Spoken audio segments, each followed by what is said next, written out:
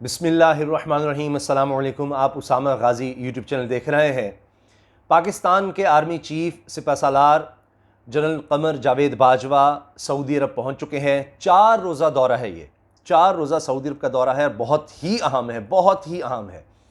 और किस तरह से ये अहम है और इससे पहले जनरल रिटायर्ड बिलाल अकबर ने किस तरह से कमाल दिखाया है, वो अब पाकिस्तान के सफ़ीर हैं सऊदी अरब में, और पहुंचते ही उन्होंने बहुत कमाल कर दिया है। लगता है कि पूरा उन्होंने पहले से ही होमवर्क कंप्लीट कर लिया हुआ था और बड़ी तेज़ी से मामलात बहुत अच्छे तरीके से आगे बढ़ रहे हैं। क्या होने जा रहा है और जो बदखा थे वो किस तरह अब परेशान हैं, और जो मुल्क दुश्मनी क़ुव्वतें थीं या जिनको बस ऐसे ही बैर है, यानी वो फ़ौज से और पसंद नहीं करते, बाहर भी बैठे हुए हैं, उनके लिए भी बड़ी बुरी खबरें हैं। वो भी मैं आपको बताऊंगा। और पाकिस्तान से मोहब्बत करने वालों के लिए, पाकिस्तानियों के लिए, जो सऊदी अरब में पाकिस्तानी रह रहे हैं, उनके लिए बहुत अच्छी खबरें हैं। वो मैं आपको बताऊंगा। अच्छा, अब चूँकि इमरान खान साहब का वज़ीर-ए-आज़म का दौरा भी होने वाला है, तो उसी से आप अंदाज़ा लगा लीजिए कि उससे चंद दिन पहले आर्मी चीफ का वहाँ पर पहुँचना ये बहुत अहम है, ये बहुत मानी खेज़ है।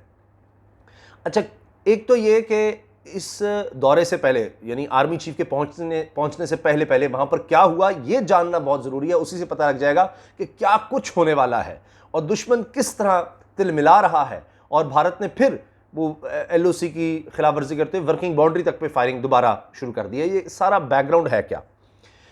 अभी जब आर्मी चीफ पहुंचे हैं तो इनका इस्तकबाल वहाँ पर मौजूद जनरल रिटायर्ड बिलाल अकबर, जो पाकिस्तान के सफ़ीर हैं, उन्होंने भी किया, और सऊदी सफ़ीर सईद अल मालिकी भी वहाँ पर थे। इसी तरह दीगर हुकाम वहाँ पर मौजूद थे। अच्छा, अब जो पाकिस्तान में सफ़ीर है सऊदी अरब के, उनकी इससे पहले ही आर्मी चीफ के पहुँचने से पहले ही बिलाल अकबर से मुलाकात हो गई थी। बिलाल अकबर ने वहाँ पर बाकायदा चार्ज संभाल लिया सऊदी अरब में पाकिस्तानी सफ़ीर के तौर पर। और ये तो आपको पता ही है कि वहाँ से सफ़ीर को भी वापस बुलाया गया जनरल बिलाल अकबर के जाने से पहले, और 6 और लोग थे कि जो वहाँ पर सऊदी अरब में जो पाकिस्तानी मुकीम हैं उनको चूँकि तंग कर रहे थे और उनसे पैसे बटोर रहे थे, उस तरह काम नहीं कर रहे थे, उन लोगों को हटाया गया है। अब बिलाल अकबर साहब जब वहाँ गए हैं तो उन्होंने मामला बड़ी तेज़ी से आगे बढ़ाए हैं, और ज़ाहिर है कि दिफाई मामला जो हैं सबसे इस लिहाज से, यानी आर्मी चीफ का दौरा हो उसके लिए सबसे अहम है। ये देखिए कि बुनियादी तौर पर सऊदी अरब को सबसे ज़्यादा ज़रूरत जिस चीज़ की है पाकिस्तान से, वो है उनकी दिफाई ट्रेनिंग की, सबसे ज़्यादा। और सऊदी अरब को जो इस वक्त बड़े चैलेंजेस का सामना है उसमें उसकी सिक्योरिटी का है।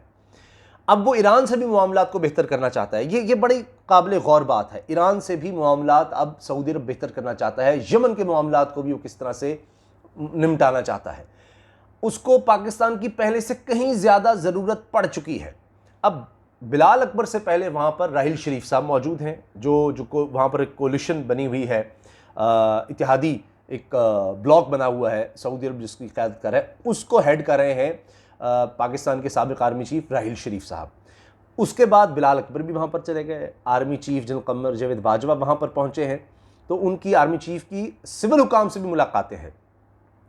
मैं आपको इससे थोड़ा सा पीछे ले जाना चाह रहा हूँ। अभी तारीख़ में पहली दफ़ा देखा गया कि भारतीय आर्मी चीफ का दौरा हुआ और कहा गया पहला दौरा है और पता नहीं क्या हो गया, अब हालात बिल्कुल ही बदल गए, और अब सऊदी अरब तो पता नहीं इंडियन कैंप में चला गया है और पाकिस्तान से अब ताल्लुकात हमेशा के लिए ख़त्म हो गए।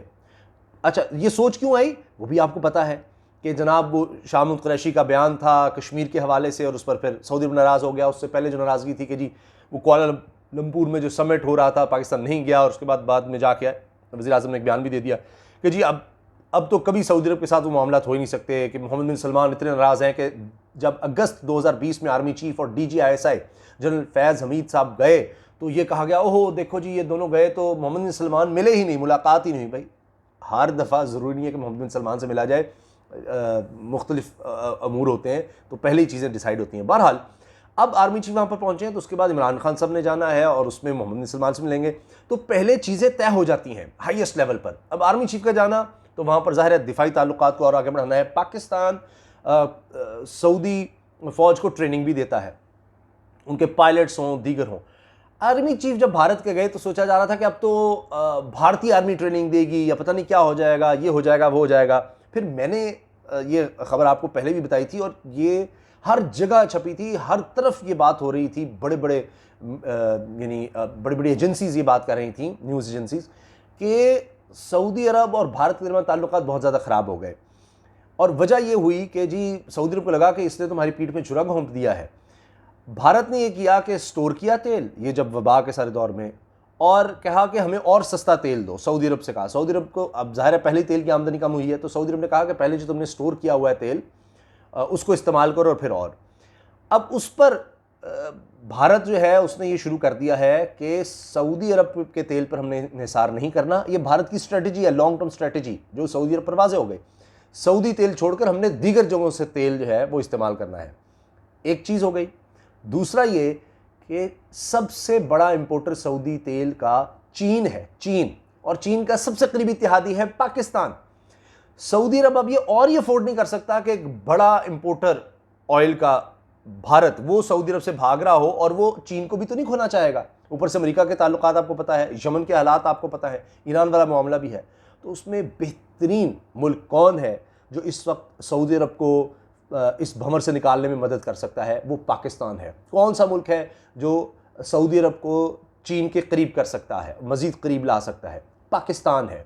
कौन सा मुल्क है जो ईरान के ताल्लुकात जो कशीदगी है उसको कम लाने में सऊदी अरब की मदद कर सकता है? वो पाकिस्तान है। अमेरिका तो खुद चाहेगा कि अच्छा ईरान से अगर मामला तय करना है तो उसमें भी पाकिस्तान रोल प्ले करे। तो ये बहुत ही अहम है दौरा आर्मी चीफ का। और बिलाल अकबर साहब ने दिफाई तौर पर सारी चीज़ें ज़ाहिर तैयार होंगी, ट्रेनिंग के हवाले से किस तरह से आगे चलना है, सऊदी अरब की क्या ज़रूरत है, पाकिस्तान की क्या ज़रूरियात हैं, सऊदी अरब और पाकिस्तान किस तरह मज़ीद आगे बढ़ सकते हैं, ये सब आर्मी चीफ के हवाले से। और उसके बाद जब इमरान खान साहब ने जाना है, वो पहली बात आ चुकी है। और आप हैरान होंगे, आप ये देख लें, खबर छप गई है, बयान छप गया है सऊदी अरब के सफ़ीर का, जो वज़ीर-ए-आज़म से पहले ही मिल चुके, बिलाल अकबर से उन्होंने मिल लिया। उन्होंने जो जो बातें बताई हैं कि जहाँ पर अब ताउन जो है मज़ीद बढ़ाया जाएगा पाकिस्तान और सऊदी अरब के दरमियान, वो तो अगर पढ़ा जाए तो ऐसा लग रहा है कि कोई चीज़ रह ही नहीं गई। जितनी चीज़ें, तिजारत, सियाहत, तालीम, टेक्नोलॉजी, इसके अलावा जनाब आप देखिए दिफाई ताल्लुकात, सकाफ़त, मीडिया के हवाले से हर तरह से आगे बढ़ा जाएगा। जो रिफाइनरी का मामला है वो आगे बढ़ना है, क्योंकि अब सऊदी अरब CPEC से भी जुड़ना चाह रहा है, और जो उसको ये तहफ़्फ़ुज़ात है कि जी ईरान हमसाया मुल्क है पाकिस्तान का, तो वो मामला इतनी बड़ी रिफाइनरी लगानी, ये ना हो वो ना हो, तो वो भी आप देख रहे हैं कि मामला इंशाल्लाह बेहतरी की तरफ जा रहे हैं। फिर इसी तरह से सऊदी अरब के बारे में अब ये खबर भी आ गई, मैंने आपको पहले वीडियो में अर्ज़ किया था कि $50 करोड़ का कर्ज जो है वो भी सऊदी अरब देने वाला है। इस तरह से जब इमरान खान साहब जाएंगे तो बड़े ऐलानात होने हैं। इसलिए बिलाल अकबर साहब ने पहले ही जाकर चीज़ें तय करी। अब आर्मी चीफ जा रहे हैं और मामला जो है बेहतर तरीके तय हो जाएंगे। और ये पहले भी देखा गया है कि किस तरह से आर्मी चीफ जाते किसी मुल्क का दौरा करते हैं। मुख्तलिफ मालिकों ने दौरा किया, जिसको मिलिट्री डिप्लोमेसी भी कहा जाता है, और फिर चीज़ें तय की जाती हैं। और फिर इसी तरह से जब इमरान खान साहब भी जाते हैं तो वो मामलात आपको और बेहतर तरीके से नज़र आते हैं। पहले ग्राउंड वर्क सारा हो गया होता है। तो अब जब कशीदा हालात थे तब आर्मी चीफ जब गए तो तभी से हालात बेहतर होना शुरू हो गए थे। ये अगस्त 2020 की मैं आपको बात बता रहा हूँ। और वो जो एक प्लेटफॉर्म सेट किया गया था वो आगे बढ़ता रहा, चीज़ें आहिस्ता आहिस्ता बेहतर होती रहीं, और अब एक बहुत बड़े तरीके से आपको सब चीज़ें इंशाल्लाह सामने आएंगी। ये पाकिस्तान के लिए, सऊदी अरब के लिए बहुत बेहतरीन है। और एक और साबिक अफसर की अगर बात कर लें, मैं भी देख रहा था जनरल रिटायर्ड आसिम सलीम बाजवा साहब, उन पर भी बड़ी तनकीद होती है। तो उन्होंने बड़ा अच्छा एक बयान दिया एक तकरीब में कि जी CPEC को दुनिया की कोई ताकत अल्लाह के फजल करम से अब पीछे नहीं जा सकती, उसको रोक नहीं सकती, ये पाकिस्तान का मुस्तकबिल है। और अब तो उन्होंने कहा कि जी कुछ मनसूबे मुकम्मल हो गए, कुछ बस मराहिल में है मुकम्मल होने के, और सड़कों का जो जाल है वो तो ज़्यादातर काम हो गया है। मुल्तान सखर मोटरवे, दीगर जगहों पर आप बलूचिस्तान की रोड्स देखें वो बन रही हैं, बन चुकी हैं।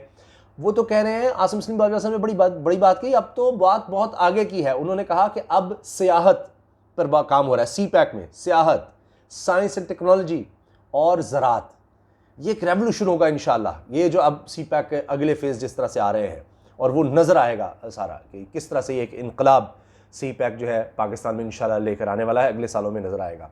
दुआओं की दरख्वास्त है। इजाज़त दीजिए, अल्लाह हाफिज़। पाकिस्तान जिंदाबाद।